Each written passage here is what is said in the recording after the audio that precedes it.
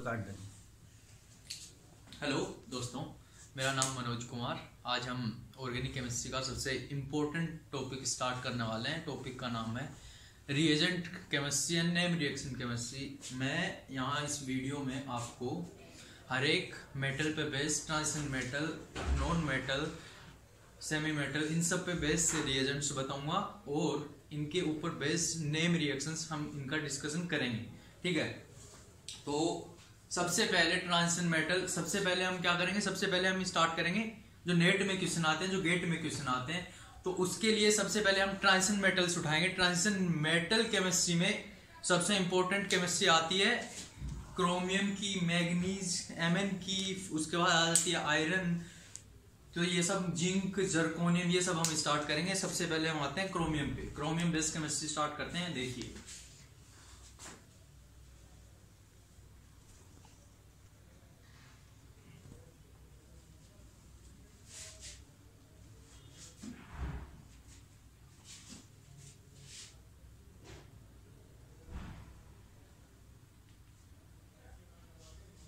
Oxidation chromium based chemistry. Chromium based reagents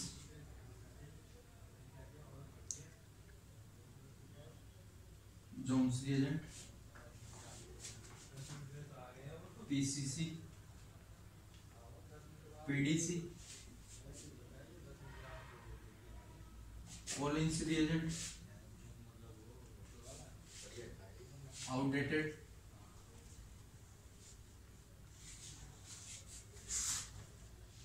mostly used,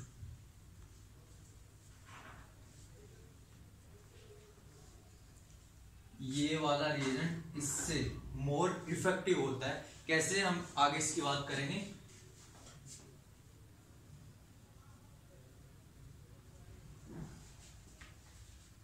तो इसमें start करने से पहले हम जोन्स, सबसे पहले जोन्स रिएजेंट की बात करेंगे। जोन्स रिएजेंट होता है CrO3 प्लस H2SO4 या वाटर। ये सब किस में होता है, डाइक्लोरोमीथेन, DCM। इसके साथ दूसरे सॉल्वेंट भी यूज कर सकते हैं, क्योंकि इसके अंदर क्रोमियम की सिलेक्टिविटी और रिएक्टिविटी, रिएक्शन के अंदर सिलेक्टिव कौन सा होगा, कौन सा एनएनसीओमर बनेगा डायस्टीरियोमर के मिक्सचर में, कौन सा मेजर प्रोडक्ट होगा या फिर कौन सा ज्यादा रिएक्टिव होगा, इलेक्ट्रॉन डेंसिटी कहां जाएगी, कौन सा अपना इलेक्ट्रॉन को कैप्चर कर सकता है, कौन सा रिएजेंट को कैप्चर कर सकता है, ये सब हम बात करेंगे सॉल्वेंट में।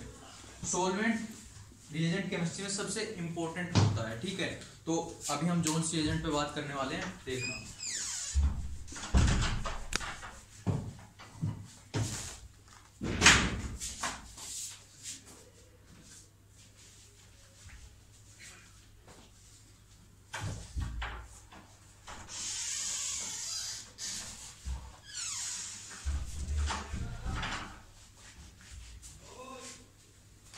ये वीडियो का ये पार्ट पॉज कर दे ये चीज।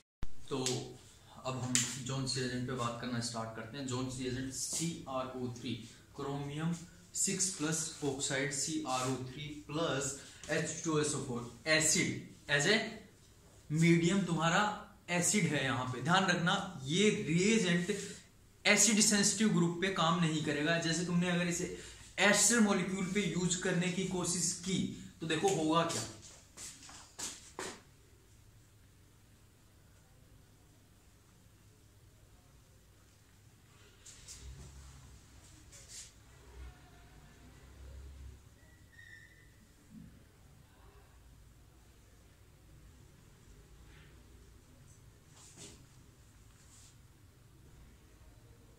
एल्कोहल और एसिड दोनों फॉर्म हो गए, मतलब एस्टर का हाइड्रोलिसिस कर दिया। ऐसे ही हमने जैसे कोई दूसरा मॉलिक्यूल उठा लिया जो एसिड की प्रेजेंस में डिसोसिएट हो जाता है, डिकम्पोज हो जाता है, या फिर रिएक्शन करके कुछ और मॉलिक्यूल बना देता है। जैसे उठा लिया हमने इनामीन, उठा लिया इमीनियम आयंस, उठा लिया बनने, जैसे ये देखो हमने ये मॉलिक्यूल उठा लिया। अगर हम इस पे पीसीसी का यूज करेंगे, यहाँ पे OH लगा दिया हमने, अगर हम इस पे पीसीसी का यूज करेंगे तो क्या होगा, ये NH भी रिएक्ट करेगा एसिड की प्रेजेंस में, इसका हाइड्रोलिसिस होगा, और अगर इसका हाइड्रोलिसिस होगा तो हमें यहाँ पे भी ऑक्सीजन बनेगा, हमें डिजायर्ड प्रोडक्ट नहीं मिलेगा। तो इसलिए ध्यान रखना ये एसिड सेंसिटिव ग्रुप में काम में हम नहीं लेंगे। तो CrO3 से हमने, ये रेड सॉलिड होता है, रेड क्रिस्टलाइन सॉलिड होता है, CrO3 रेड क्रिस्टलाइन सॉलिड होता है, जिसका मेल्टिंग पॉइंट कितना होता है, मेल्टिंग पॉइंट होता है इसका 195 डिग्री सेंटीग्रेड। तो ज्यादा हाई टेम्परेचर पे हम इसको यूज नहीं कर सकते, 195 पे जाने के बाद ये अपनी प्रॉपर्टीज गायब कर देगा। तो ध्यान रखना ज्यादा इसके ऊपर हम ज्यादा हाई टेम्परेचर पे इसको यूज नहीं कर सकते। नॉर्मली इसको यूज करने का टेम्परेचर बहुत ही लो होता है, 0 से 25 डिग्री सेंटीग्रेड, 0 से 25 डिग्री सेंटीग्रेड के बीच में हम इसको यूज करेंगे। ध्यान रखना यहाँ पे Cr की ऑक्सीडेशन स्टेट +6, मोस्टली क्रोमियम की रिएजेंट जितने भी हम पढ़ेंगे Cr+6 ऑक्सीडेशन स्टेट में है, और Cr+ ऑक्सीडेशन स्टेट से वो हमें Cr+3 ऑक्सीडेशन स्टेट का प्रोडक्ट दे रहे हैं। और दूसरा खुद Cr+3 से Cr+6 से Cr+3 में जा रहे हैं, 3 इलेक्ट्रॉन यहाँ पे एक्सचेंज हो रहे हैं, ठीक है। और बाकी 1 डिग्री अल्कोहल से कीटोन्स दे रहे हैं, 2 डिग्री अल्कोहल से कीटोन दे रहे हैं, 1 डिग्री से हमें एल्डिहाइड्स दे रहे हैं, बाकी सब एलाइलिक से सब आगे आएगा क्या क्या दे रहे हैं। पर ध्यान रखना ये खुद Cr+3 जा रहे हैं। तो यहाँ पे तीसरा जो हमने बताया इसमें कि डीसीएम या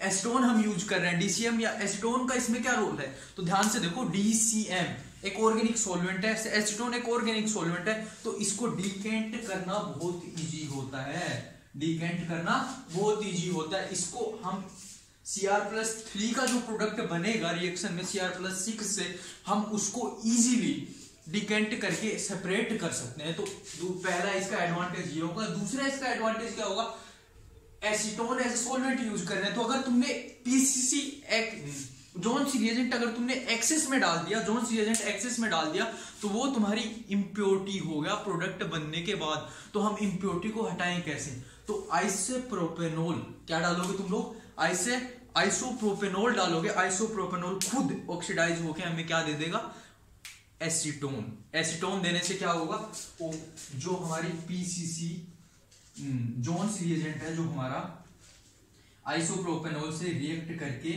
हमें एसीटोन दे देगा। एसीटोन एज ए सॉल्वेंट हम यूज कर ही रहे हैं। तो जो बाकी प्रोडक्ट बचा है, बाकी Cr+3 नीचे प्रेसिपिटेट आउट हो जाएगा, Cr+3 का जो भी बनेगा वो नीचे प्रेसिपिटेट आ जाएगा। जो आइसोप्रोपेनॉल डाला, यहाँ कलर चेंज हो जाएगा रेड से ब्लू, ये हमें मिलेगा प्रोडक्ट में।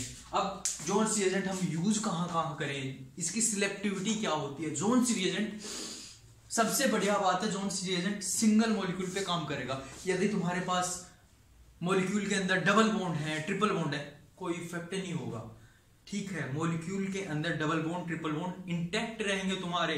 तो इसकी सबसे बड़ी खास बात क्या है, ये डबल बॉन्ड ट्रिपल बॉन्ड पे काम नहीं करता। तो इसको सिलेक्टिव एक हो गया, ये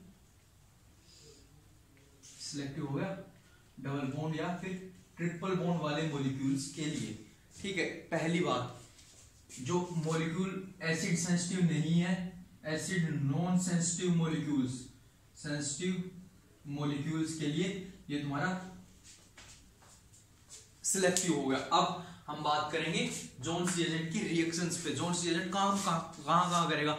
अभी तो हमने सिर्फ इसकी हिस्ट्री जानी है, इसकी प्रॉपर्टीज जानी है, इसकी केमिकल जो एडवांटेज है हमने वो देखे हैं, किस किस के साथ यूज कर सकते हैं, कौन सा सॉल्वेंट हम यूज कर रहे हैं, वो सब हमने देखा। अब हम बात करेंगे इसकी ऑर्गेनिक रिएक्शंस पे।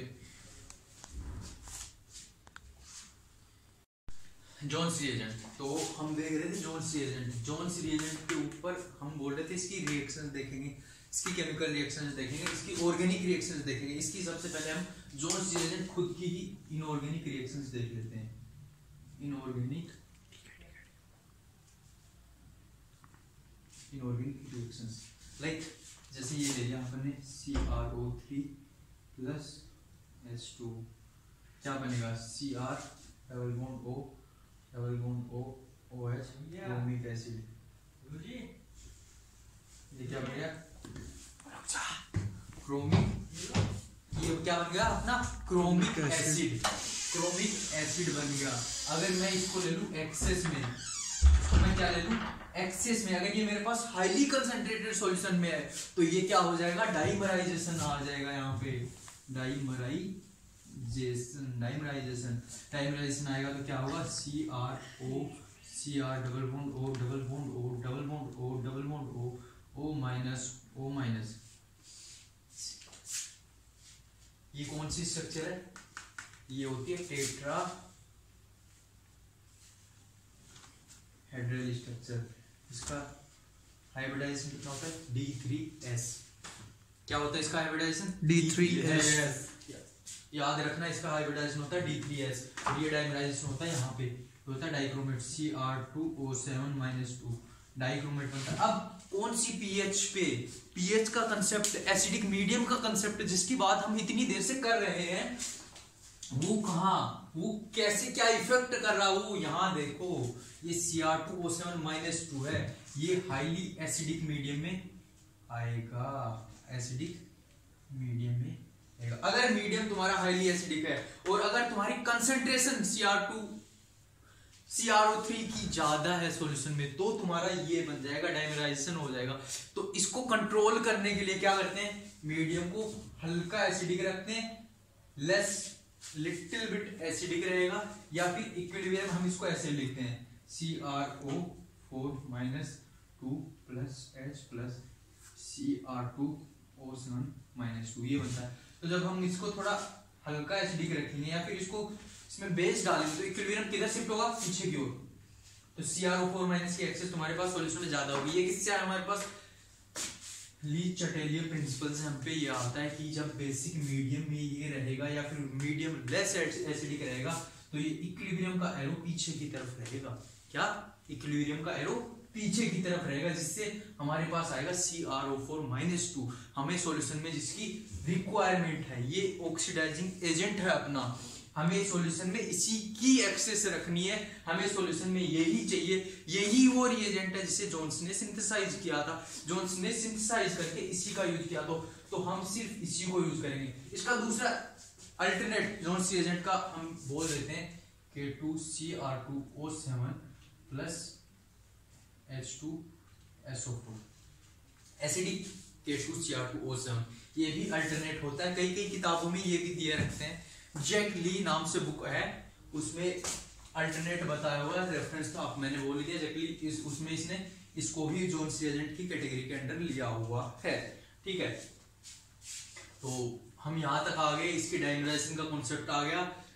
जोन्स रिएजेंट एक मोल, जोन्स रिएजेंट का एक मोल 1.5 इक्विवेलेंट O2 हमें रिएक्शन में देगा, 1.5 इक्विवेलेंट O2 रिएक्शन में हमें प्रोवाइड करेगा। तो याद रखना 1 mole of CrO3 generates 1.5 mole of CrO3 generate 1 mole of O2।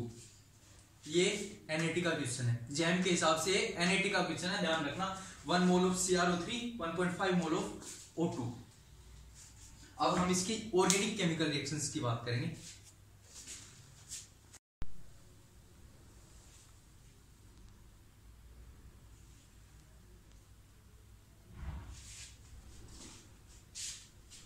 तो अब हम बात करते हैं organic chemical reactions of Jones reagent. तो सबसे पहले हम स्टार्ट करते हैं नॉर्वेन सिस्टम।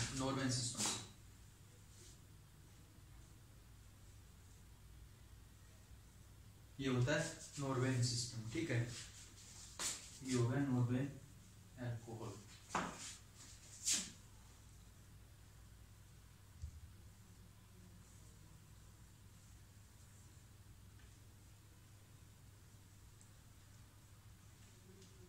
ये अपना रिएजेंट है, ठीक है।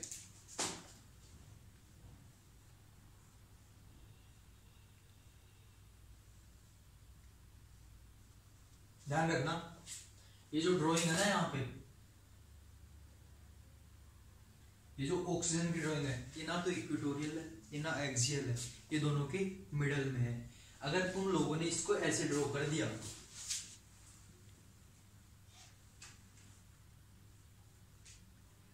गलत हो जाएगा।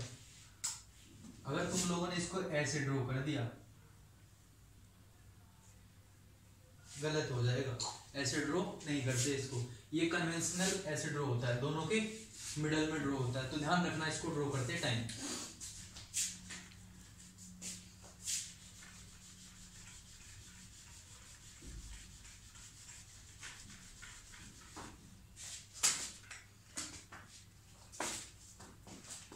अब अपन कोई नॉर्मल एल्कोहल उठा लिया कोई, मैंने उसे CrO3 की प्रेजेंस SO4 से करवाया, एसीटोन डलवाया, तो ये जो ग्रुप है नॉर्मल केस में क्या जाएगा RCOOH, ये जो रिएजेंट है ये क्या जाएगा एसिड बनेगा। ये कौन सा है 1 डिग्री अल्कोहल, ये है 1 डिग्री अल्कोहल से कहाँ जा रहा है एसिड बन रहा है, और ये 2 डिग्री, ये 2 डिग्री अल्कोहल है, 2 डिग्री अल्कोहल से क्या जा रहा है कीटोन बन रहा है। अब इसका हम देखेंगे मैकेनिज्म कि ये रिएक्शन हो कैसे रही है। किसी भी ऑर्गेनिक केमिकल रिएक्शन का सबसे बेस्ट पार्ट होता है उसका रिएक्शन मैकेनिज्म। तो रिएक्शन मैकेनिज्म लिखते टाइम तुम्हें ध्यान किन किन चीजों का रखना होता है कि रिएक्शन में अटैक कहाँ होगा, मॉलिक्यूल कितना भी बड़ा हो, मॉलिक्यूल चाहे तुम्हारा एक पेज के बराबर हो, चाहे वो तुम्हारा ऑक्सीजन हो, इतना बड़ा मॉलिक्यूल होता है, इतना बड़ा, ठीक है, चाहे मॉलिक्यूल इतना बड़ा हो, कोई फर्क नहीं पड़ता।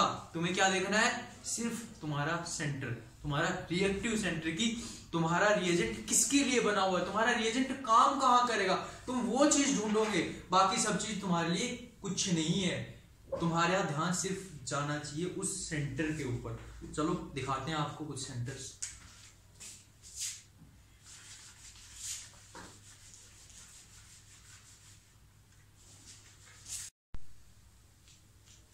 ये अपना प्रोडक्ट है इसमें,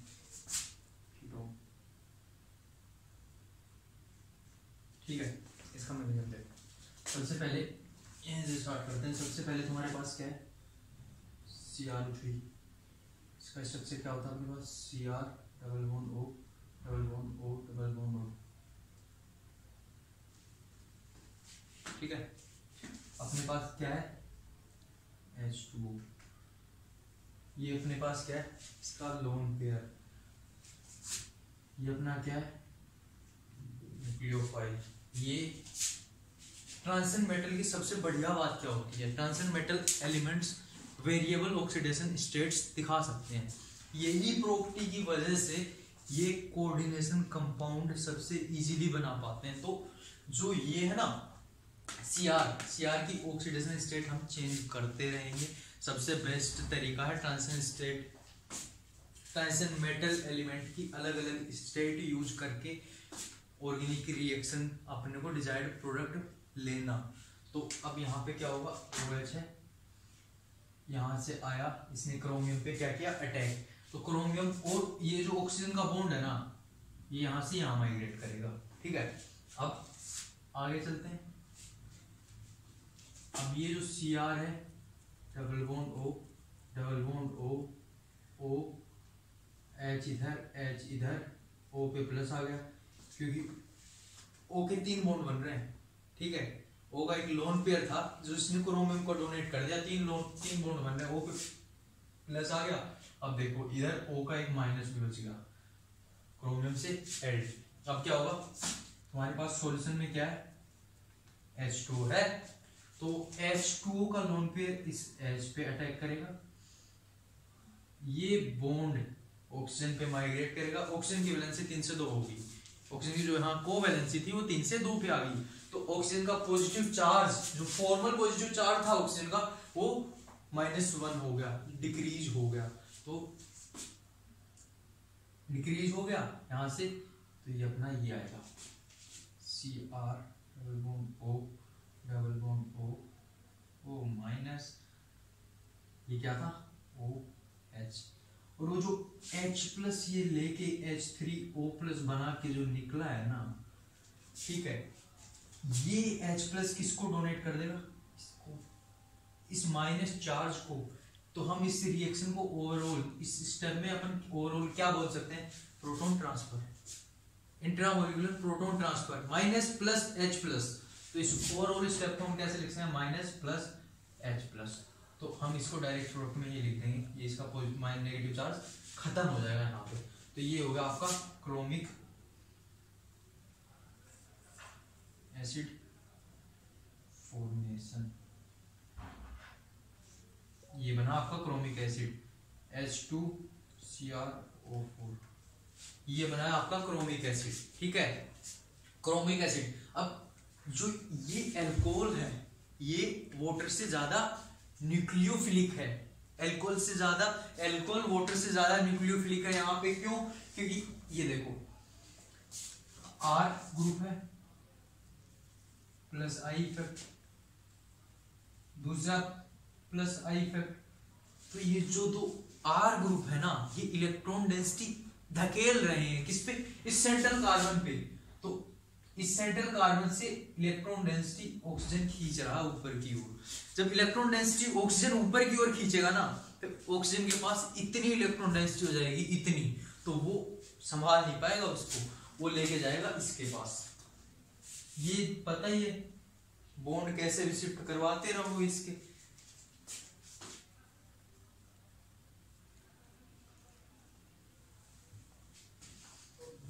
ये जो अपना एल्कोहल था RCR-OH,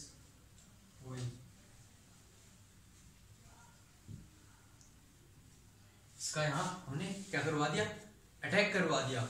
अटैक करवा के क्या होगा, रिएक्शन आगे आएगी, फिर से माइनस प्लस एच प्लस, यहाँ पे ऑक्सीजन की कोवैलेंसी 3 हो जाएगी, 3 को हम प्लस 2 में चेंज करेंगे, सेम जो यहाँ की थी जिसको मैंने proton transfer, intramolecular proton transfer step बोला था, सेम वो यहाँ होगी। उससे हमारे पास बनेगा क्रोमेट एस्टर।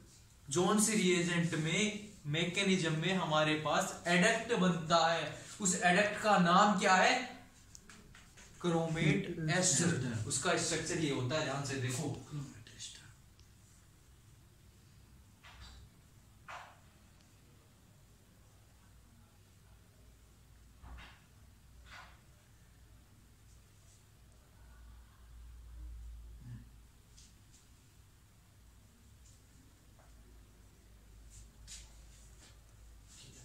इसका स्ट्रक्चर ये होता है। ये क्या है, क्रोमेट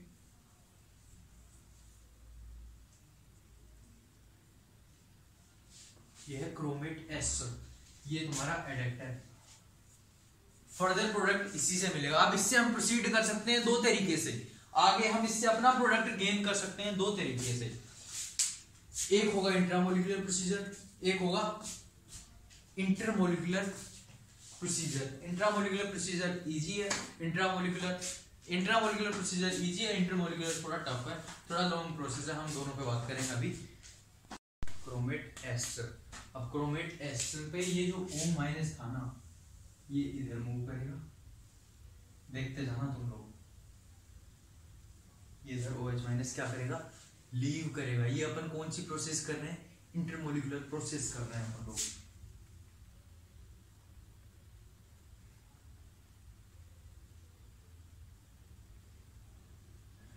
इंटरमोलिकुलर प्रोसेस। अब देखो क्या होगा, Cr double bond O, OH double bond O, OCH R-S। अब जो OH- को वैसे तो तुम जानते हो, कुछ रिएक्शंस के अलावा OH- कभी भी एज ए लिविंग ग्रुप काम नहीं करेगा। बहुत ही बेकार लिविंग ग्रुप होता है, पर कुछ रिएक्शंस हैं जिनमें वो एज ए लिविंग ग्रुप काम करता है। This is one of them.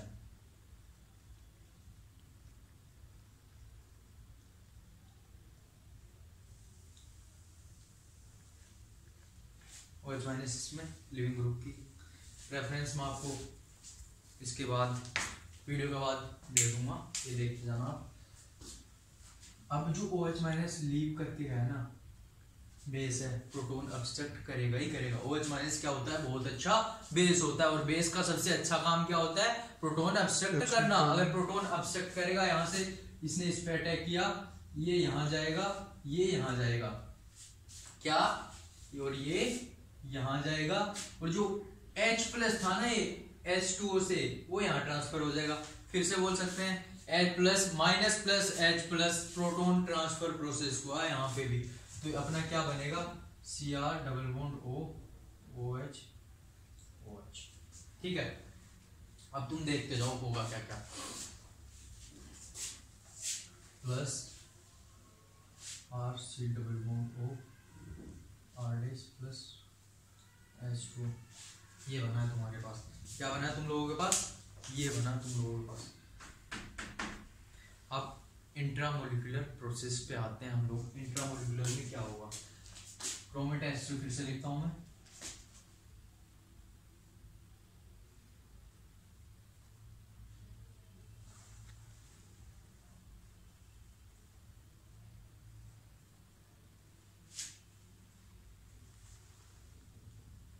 Simple सा,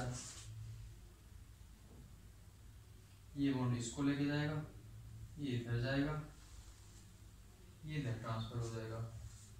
सिंपल सा ये बॉन्ड इसको अटैक कर रहा है H को, ये बॉन्ड इस पे माइग्रेट हो रहा है CO पे, और ये O और क्रोमियम का बॉन्ड क्रोमियम पे माइग्रेट हो रहा है। तो तुम्हारा सीधा क्या आ गया, Cr double bond O sorry Cr OH OH OH and O minus plus C double bond O RS। ये आ गया तुम्हारा प्रोडक्ट।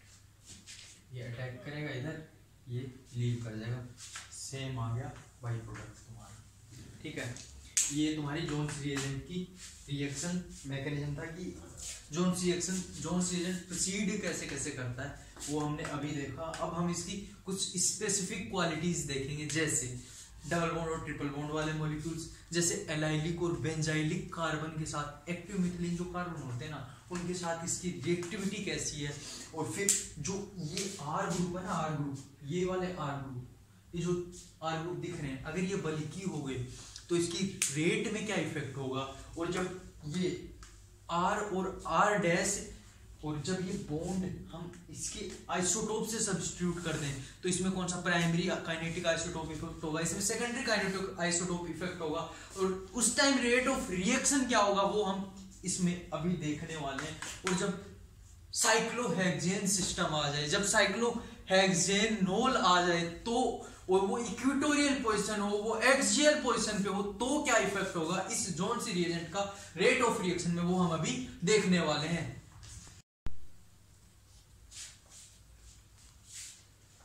अभी अपन देख रहे थे जोन सी रिएजेंट की बेंजिलिक कार्बन पे क्या रिएक्टिविटी होगी, हम अभी वो देखने जा रहे हैं। अभी इसकी एलाइलिक कार्बन पे क्या रिएक्टिविटी होगी, हम वो देखने जा रहे हैं। तो ध्यान रखना, बेंजिलिक और एलाइलिक कार्बन पे हमेशा एक CHO ग्रुप फॉर्म करेगा।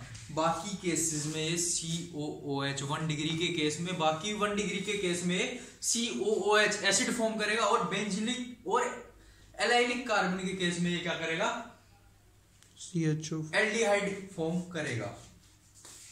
तो अभी हम स्टार्ट करते हैं बेंजिलिक कार्बन में। बेंजिलिक कार्बन,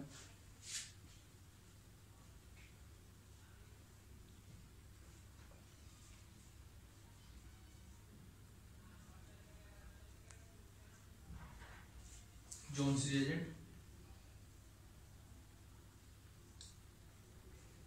अभी एलाइलिक पे आते हैं हम, और उसके बीच में हम देख लेते हैं कि डबल ट्रिपल बॉन्ड अगर रिएक्शन में हो, triple bond double bond reaction में हो, तो उस पे क्या होगा, ये देख लो, Cl3 C triple bond C CH2OH। यहाँ क्या होगा, ये 1 डिग्री है, ये क्या है 1 डिग्री। 1 डिग्री का क्या बनता है, जोन्स रिएजेंट की प्रेजेंस में Cl3 C triple bond C COOH, ये बनेगा। ये ध्यान रखना, इसको ध्यान से याद कर लेना इसको, Cl3 CH double bond C CH2OH। यहाँ पे मैंने जोन्स रिएजेंट डाला, और ध्यान से देख लेना इस रिएक्शन में triple bond as it is product में तुम्हें मिल रहा है। तो डबल बॉन्ड पे और ट्रिपल बॉन्ड पे कभी अटैक नहीं करता, ध्यान रखना। भले मीडियम एसिडिक हो, अगर प्रोटोनेशन हो, बट रिवर्स रिएक्शन जाके तुम्हें वही प्रोडक्ट वापस मिल जाएगा, फिर से दोबारा इस पे जोन्स रिएजेंट रिएक्ट करेगा और ये प्रोडक्ट देगा तुम लोगों को। CH ये है तुम्हारे पास ये। अब इसमें क्या होगा, ये एलाइलिक पोजीशन है,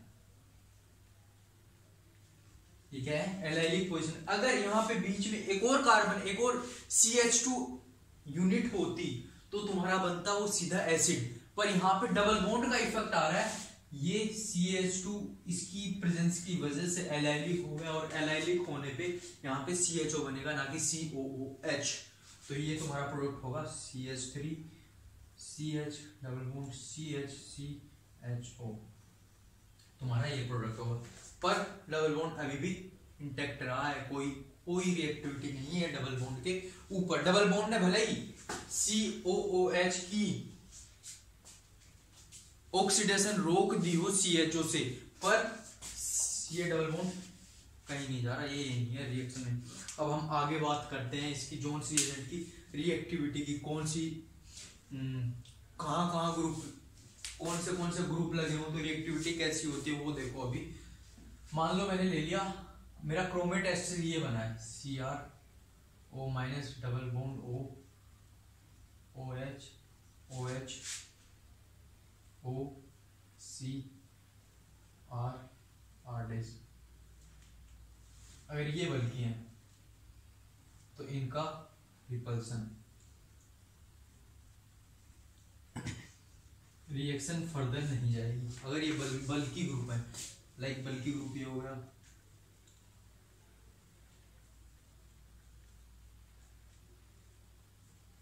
ये तुम्हारा बल्कि ग्रुप हो गया, या फिर ये तुम्हारा बल्कि ग्रुप हो गया।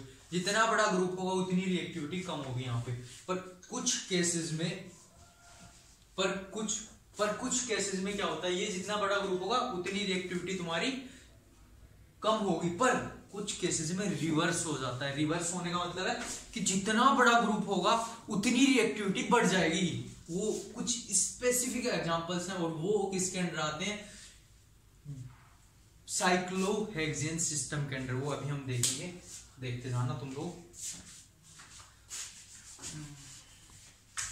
हम कहां तक पहुंच गए थे, अपन बेंजाइलिक और एलाइलिक तक पहुंच गए थे। अब हम इसकी काइनेटिक्स देख लेते हैं थोड़ी सी, कि इसमें रेट डिटरमाइनिंग स्टेप कौन सा है। तो स्लो स्टेप है जो रेट को डिटरमाइन करेगा, और उसमें अगर हम आइसोटोपिक सब्स्टिट्यूशन कर दें तो क्या होगा, उसमें प्राइमरी काइनेटिक आइसोटोप इफेक्ट होगा, उसमें सेकेंडरी काइनेटिक आइसोटोप इफेक्ट होगा, या फिर उसमें reverse secondary kinetic isotope effect होगा। वो देख लेते हैं अभी आगे।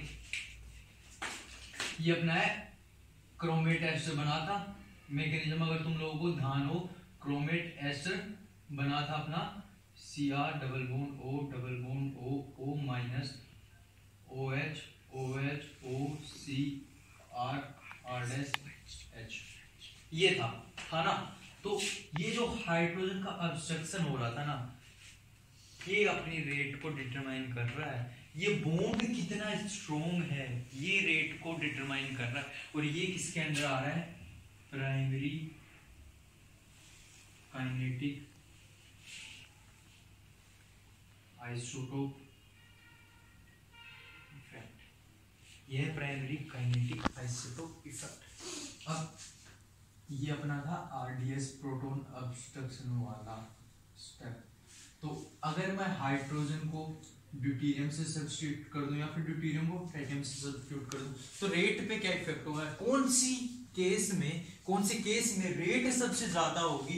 यहाँ अगर मैं हाइड्रोजन ड्यूटेरियम ट्राइटियम लगा दूं तो हम सबसे पहले देखते हैं, पहले हाइड्रोजन फिर ड्यूटेरियम ट्राइटियम। एक्सपेरिमेंटल वेरिफिकेशन करने के बाद हमें पता लगता है कि रेट का ऑर्डर ये होगा, हाइड्रोजन की सबसे ज्यादा, ड्यूटेरियम उसके बाद, ट्राइटियम उसके बाद।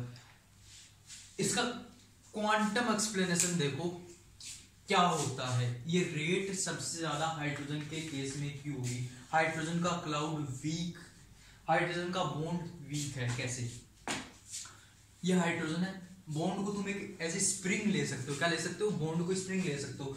ये तुम्हारा कार्बन है, ये हाइड्रोजन, ये स्प्रिंग है तुम्हारी, बॉन्ड है जो बीच में जो तुम्हारा इलेक्ट्रोस्टैटिक इंटरेक्शन है, ये जो ओवरलैपिंग से इंटरेक्शन, कोवलेंट इलेक्ट्रोस्टैटिक ओवरलैपिंग हो रही है, जो तुम्हारी पार्शियल कोवलेंट है, इसमें इलेक्ट्रॉनिक कैरेक्टर है, तो इसमें इलेक्ट्रोस्टैटिक इंटरेक्शंस होंगे कोवलेंट के साथ साथ, क्योंकि जहां इलेक्ट्रोनेगेटिविटी डिफरेंस आगा वहां इलेक्ट्रॉनिक इफेक्ट्स ऑब्वियसली डोमिनेट करेंगे।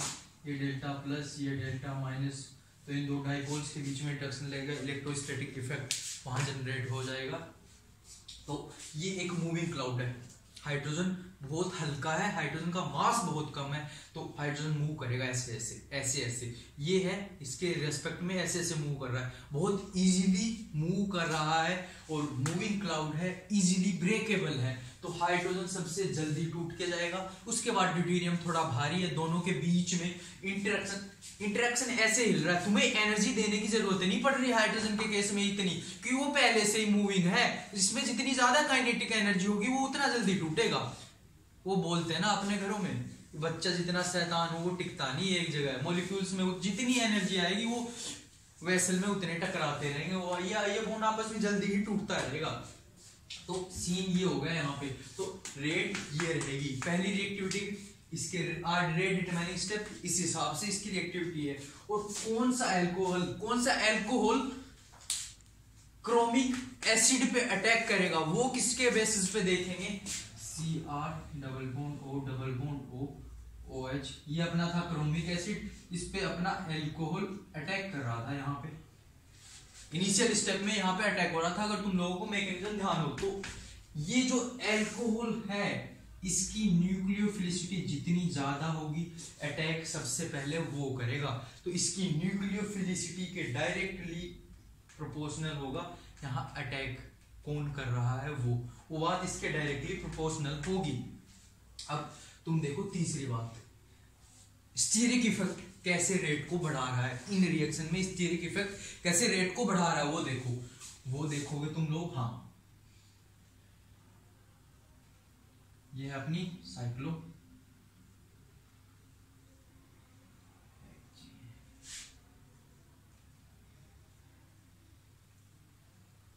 जोन्स एजेंट, ये साइक्लोहेक्सेन है, ये जोन्स एजेंट है। तो अब ये इसकी रिएक्टिविटी नॉर्मल केसेस के रेस्पेक्ट में 3 टाइम्स हाइयर है साइक्लोहेक्सेन के केस में। तो जितने भी ये साइक्लोहेक्सेन से जितने भी ड्राइव्ड सिस्टम है उनकी रिएक्टिविटी 3 टाइम्स हाइयर है नॉर्मल केसेस से, जिसमें सीधा नॉन साइक्लिक एल्कोहल्स अटैक कर रहे हैं और तुम्हारा कीटोन दे रहे हैं उन रिएक्शन से। अब अगर मैंने एक स्टीरॉयड सिस्टम उठा लिया, जैसे मैंने कोलेस्ट्रॉल का एक जो बेसिक स्ट्रक्चर होता है वो उठा लिया, जैसे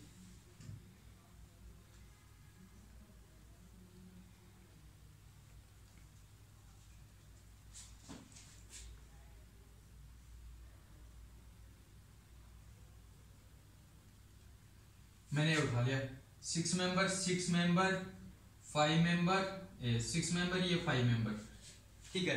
तो ये हमारा बेसिक है।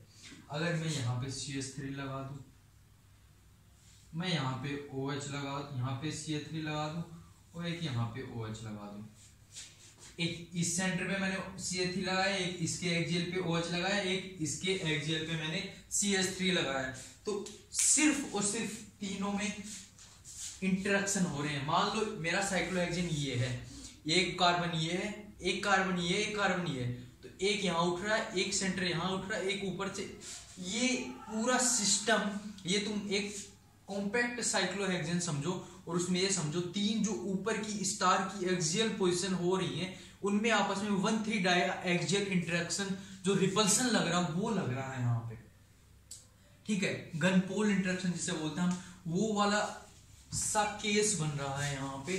नॉर्मल केसेस में मैं ये नहीं बोल रहा ये कॉम्पैक्ट साइक्लोहेक्सेन है, मैं सिर्फ समझाने के लिए बोल रहा हूँ कि तुम इसे मान सकते हो कि ये तीनों सेंटर जो एक्सियल सेंटर है उन पे 3 ग्रुप लगे हुए हैं, उसमें एक पे OH है, 2 पे CH3 है, तो वो सिर्फ और सिर्फ वो रिपल्सन खत्म करने के लिए इन तीनों के बीच में वो सबसे जल्दी ऑक्सीडाइज होता है जो OH है, और वो एक्सियल और इक्वेटोरियल के बीच में जाके डबल बॉन्ड O ग्रुप, ये वाला डबल बॉन्ड O ग्रुप बना देगा। और डबल बॉन्ड O ग्रुप बनाने के बाद तुम्हारा स्टीरिक रिपल्सन, स्टीरिक हिंड्रेंस की वजह से जो मॉलिक्यूल की एनर्जी, पहले मॉलिक्यूल तुम्हारा यहाँ था, मॉलिक्यूल तुम्हारा यहाँ था, अब वो यहाँ आ गया, ये प्रोडक्ट में आ गया तुम्हारा। पहले मॉलिक्यूल, मान लो मॉलिक्यूल की एनर्जी पहले यहाँ थी, मॉलिक्यूल की एनर्जी पहले यहाँ थी, अब वो डाउन आ गया प्रोडक्ट, तो वो प्रोडक्ट बना रहा है तुम्हारा, एनर्जी डाउन हो रही है, ठीक है। इस वैल्यू में तुम्हें पता लग रहा है कि प्रोडक्ट की हायर एनर्जी से लोअर एनर्जी आ रही है, ये हो गया। अब चल काट दे, बस इतना ही। वीडियो देखने के लिए आप सबका धन्यवाद। इस वीडियो में जितनी भी रिएक्शंस, जितना भी मटेरियल मैंने बोला है, वीडियो के नीचे लिंक में आपको PDF मिल जाएगा उसका। मैं मनोज कुमार, भारतीय प्रौद्योगिकी संस्थान रुड़की से आपका वीडियो देखने के लिए शुक्रिया अदा करता हूँ। धन्यवाद, बाय बाय। नेक्स्ट वीडियो में हम PCC के बारे में बात करेंगे, तो ट्यून्ड रहिए, चैनल को सब्सक्राइब करिए, और इससे भी अच्छा मटेरियल आपको प्रोवाइड करवाया जाएगा अगली बार। और अगली बार हम गेट के प्रीवियस ईयर क्वेश्चंस जो उनसे रिएजेंट पे आए हैं उनकी हम बातें करेंगे मैकेनिज्म के साथ, और आपको इसके कुछ एक्सेप्शंस भी बताए जाएंगे। तो तब के लिए धन्यवाद।